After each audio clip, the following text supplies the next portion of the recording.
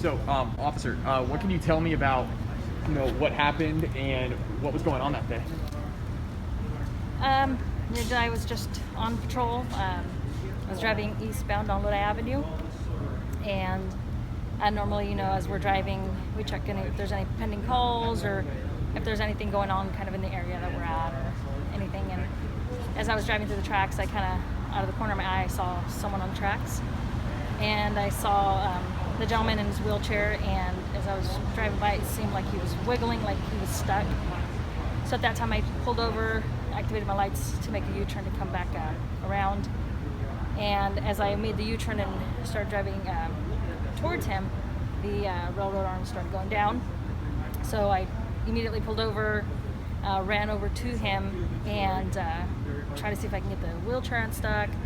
I had initially looked to see where the train was coming from. I knew it wasn't coming from the right, it was coming from the left. And at that point in time, it seemed like it was a little bit of a distance. So I wasn't able to free the wheelchair, so I was telling him to get up, get up, get up. And as I'm talking to him, I see the train, and it's coming pretty fast. So at that moment, I just kind of grabbed his arm and pulled him.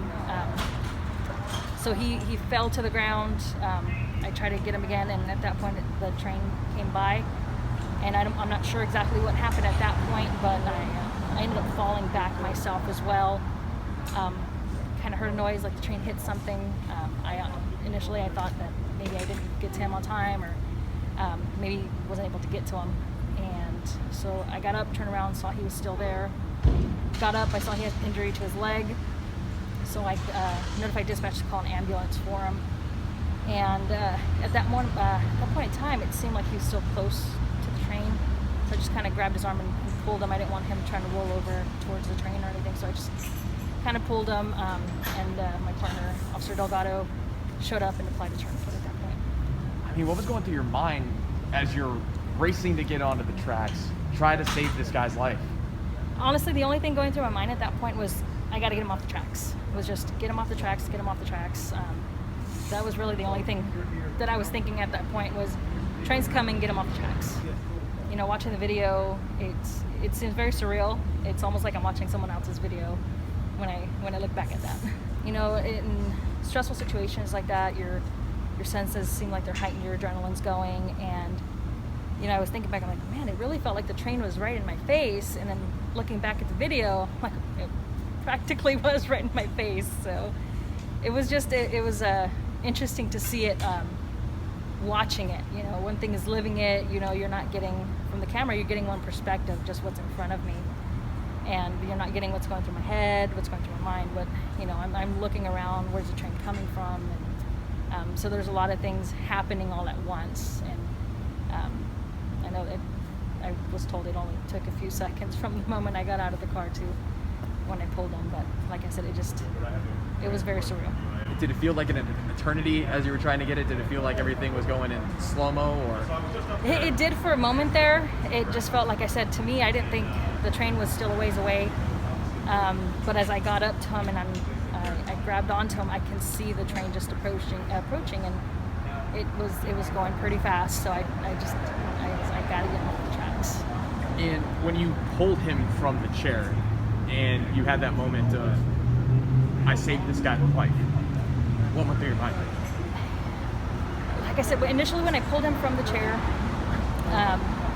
he kind of fell to the ground. At that point, I wasn't sure, being that he was in a wheelchair, I wasn't sure what his mobility was. I know he had a cane, so I thought maybe there was a little bit of mobility there, that he had a cane with him. So I wasn't sure, but I pulled him. I tried to bend down, grab him again. That's kind of when the train came and I fell back.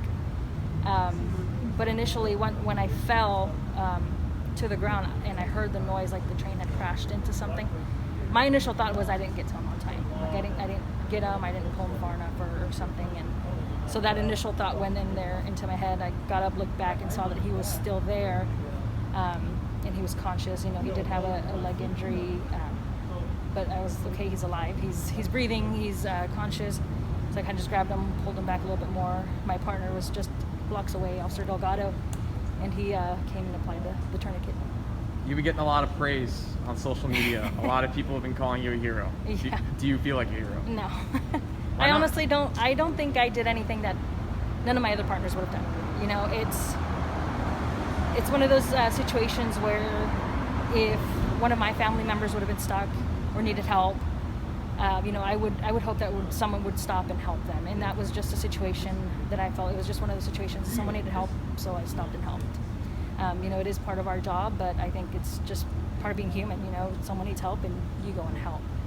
Like I said, it's not anything that I think any of the other men and women that I work with, they would have done. You know, I honestly, I just hope he's okay and he recovers well.